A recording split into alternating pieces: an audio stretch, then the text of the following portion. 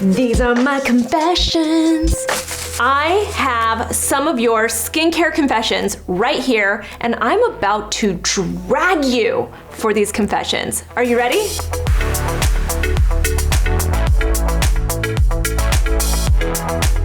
All right, so some backstory really quick. We asked all of our followers on our Mixed Makeup Instagram account to just share some of your skincare confessions, because truly, if we're being real honest, there are things that all of us have either done in our past in our skincare routines that are a little bit cringeworthy, or we still continue to do it and we just don't really tell anybody. So we went ahead and let you all submit your confessions.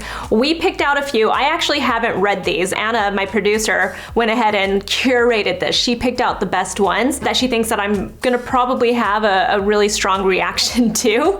So I'm gonna go over this. We're keeping all of it anonymous. I'm sure if I pull out your confession, you'll know who you are. So just remember, this video is meant for fun. It's also just nice to relate and know that the things that you do behind closed doors, there might be some other people doing that stuff too. Confession number 1. This is outing someone's partner. My partner scratches their face while washing it and claims that exfoliates. So you're saying your partner, while he's washing his face, is also going like this and scratching? If your partner is scratching his or her face while washing, I mean, yes, it's technically exfoliating, but it's also just harming your face. Because if you've ever just scratched anything, you know, that's harming your face. You don't need to scratch your face. You know what you should do? You should give your partner a really nice, gentle, soft microfiber washcloth, and maybe that will satisfy it. Next. I'm not looking. I am a picker. Even on my husband. Oh, dragging the husband into this. It's horrible and embarrassing. You should be embarrassed. No, I think, you know what? I think of all the skincare confessions, it's probably the one that we saw the most, is that people are pickers. I'm even guilty of, you know, you see a pimple right when it's like, it's like a goodie, right? We've all had goodies where it's like, you know, if you just touch it, it's going to just... It's gross, it's disgusting. But you know, we've all had those pimples right when they're at the very end. I've got this little pimple right here that I have just been, the whole week, I have been like, okay, knowing I'm going to shoot this video today, I've been like, don't touch it, don't touch it, don't touch it. Because if you guys have ever done this, when you squeeze a pimple or mess with a pimple, it inevitably gets worse instead of better, and it just stands out. If you do get everything out, it still might be like this huge red bump, it might be scabby. It's so impossible to deal with it if you squeeze it. You know, I will say that when you go to an esthetician who does extractions, you tend to see the biggest difference with your skin when they're doing it the correct way, or when you go see a dermatologist and they do some extractions on you. What they're really meaning when they say that they do it the right way is they keep it sanitary, because let's be real, if you are popping your pimples and you have dirty fingers, or you're using, just anything that could potentially contaminate it, that's a bad thing, because you could get an infection or you could make it worse. You could spread the bacteria and just cause more acne, more breakouts. You could have a long-lasting scar. And I'm not just talking about the dark mark, the post-inflammatory hyperpigmentation that you can get, the PIH. I'm talking about like an actual pock mark, which is nearly impossible to get rid of. You know, just be very aware of that. And then there are actual like severe things that can happen to you. I had a friend send me her picture. She squeezed a pimple that was somewhere around her nose. It's a very dangerous area to be doing anything, even picking your own pimples. She squeezed a pimple, a very small one, she said, around her nose. And she ended up getting such a bad infection that she was scared she was going to be left disfigured from it. It was really like, she freaked out. She couldn't believe it. She was like, I will never touch a pimple again. Acne always seems to get worse for me if I'm touching it and playing with it and trying to squeeze it and stuff. So just keep that in mind. You might actually be making it worse by trying to get rid of it, you know? Skip SPF because it makes me break out, then hide from the sun like a vampire. You know, that's not that bad. Is that weird to say? That's not that bad. Yes, skipping SPF, you guys know, if you're skipping your SPF and then you go out in the sun, then you, like, why are you even bothering with your skin at that point, right? Because your SPF is all that really matters at the end of the day. So if you are finding ways to avoid the sun protection also includes wearing a hat, wearing clothing that has UPF 50 in it, just doing anything that you can to avoid the sun. It's nearly impossible. If you go out into, like a car or something like that, you can get a little bit of protection, but you're not getting full protection. So if your skin is exposed to the sun, you are potentially gonna get that UV damage. But if for the most part you're avoiding the sun and you're truly, truly diligent about it, and you're wearing hats outside and you're doing everything else, then you know what? I completely understand it actually. If it causes you to have reactions and everything, that's a tough one. That said, I'll also assume that you have spoken to your dermatologist and that you have exhausted all of your options when it comes to sunscreens. There are so many sunscreens on the market. In your case, if you're not wearing any sunscreen, even trying to find like a foundation that has, like an SPF to it or something, it's just anything to help protect your skin would be better than nothing. So, keep that in mind. But if you're avoiding the sun, for the most part, you don't have to wear sunscreen at all times. Okay. I burn the tip of a needle and I prick my pimples with it.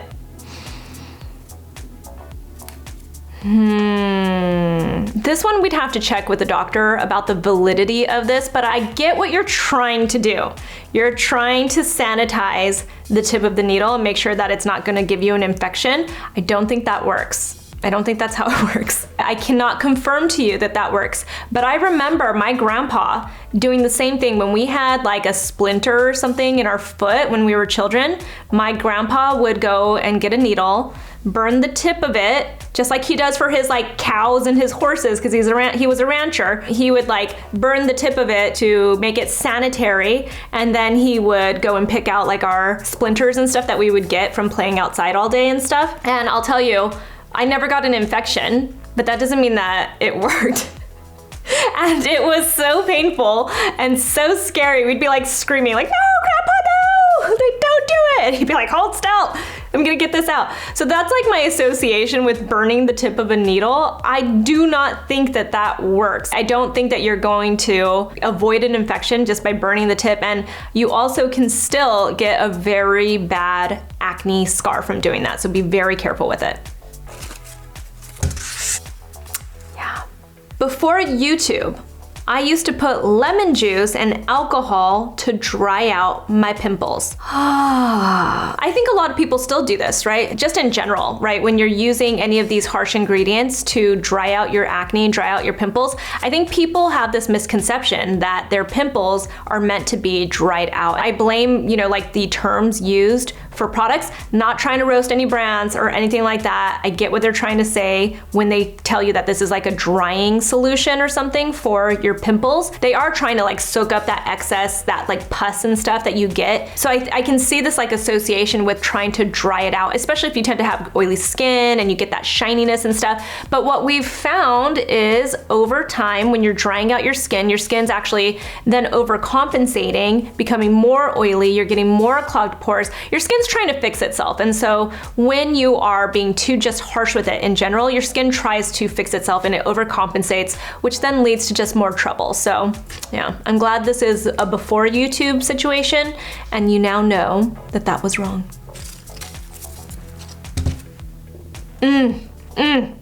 Tough one. Okay. Sometimes I don't wash my face before I go to bed. Hashtag mom life.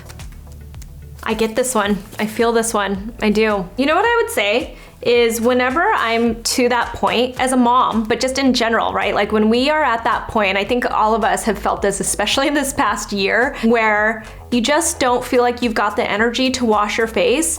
You always end up feeling better and so much happier with yourself when you force yourself to just do it. And this is one of those times where I would say, you know what? Get some micellar water, get some cotton pads, put it next to your bed. And if you truly feel like you're at this like point where you're just so exhausted, or maybe you don't have the mental energy or something to go and wash your face, you know what? Do whatever it is that you can. put on a little moisturizer afterwards, and go to bed. You will feel so much happier with yourself. It's kind of like trying to work out. It's like, it's just those baby steps, like getting yourself to do it always inevitably makes you feel so much better. So if you don't feel like you've got the energy, you don't feel like you've got that bandwidth to just get up and go wash your face, then do those little things, like try to set yourself up for some success. Next, I still have a coconut oil jar in my bathroom. Don't tell Susan. Have I taught you nothing? Well, what are you using it for? Why? Just so you guys know, coconut oil does go bad. So look at that expiration date. Let's see. Let's mix them up. Okay, this is a short one. I don't wash my face at night. We're just not even friends. This is like a whole other video. This is, I mean, why? Why? Why are you not washing your face at night? This is when it matters the most. If you told me you didn't wash your face in the morning, I'd be like, bravo. But at night, come on. I'm 33 and I only just started using sunscreen. I mean, you and me both. You and me both. Not that I'm only 33. I'm saying I really only started paying attention to sunscreen in my early 30s. Better late than never. When I get a spray tan, I skip my face routine 3 days in a row. Oh, I see what you're doing there. This is not a perm. You can use a bronzer. I get it. I get what's happening. You're trying to avoid losing that bronzy goddess look that you just got done. But you know, you'll then have to deal with the breakouts and the pimples and the long-term damage that you're gonna get in the future. I'm addicted to moisturizers. Me too. I use like 4 every night. Every active goes between layers of them. I'm not completely mad at that. It depends on your age, depends on your skin type. If you're really dry, if you feel like your skin can handle it and you're not getting irritation, then you're totally fine. You do you. The 2 biggest issues you might want to consider, one is that your actives, you might not be getting the full benefit of your actives if they're going in between moisturizers. You'll probably get a little bit though. They'll still penetrate. Your moisturizers aren't, you know, like they're not pure concrete or something that you're putting on your face and nothing can penetrate it or something, but you're not gonna get the full benefits of those actives in between. And then the other thing is that, you know, it just could end up being too much for your skin over time and you might get irritation, truly. But dry skin can handle it. Mature skin can handle it. I know. I sometimes, you guys, will do one skincare routine and then before I go to bed, like if it's been a couple hours because my husband and I watched a movie or a show together, I might actually go put like another moisturizer or even like a face mask on after that too. Maybe even another serum before because I feel like my skincare is already like absorbed into my face. That's what age does to you. Okay, let's see. Makeup wipes when I'm very drunk. And of course, picking on pimples. Makeup wipes when you're drunk, picking pimples. These are all red flags here. You know, it was on Twitter the other day, I saw Sean Garrett. He's an esthetician. He's like the Fenty Skin ambassador and stuff. And he's, you know, he says the funniest things on Twitter. And I saw him talking about how he doesn't respect anybody that uses makeup wipes anymore. People start like hitting him back with the reasons why they do it. And one person said, you know, it's because we're drunk.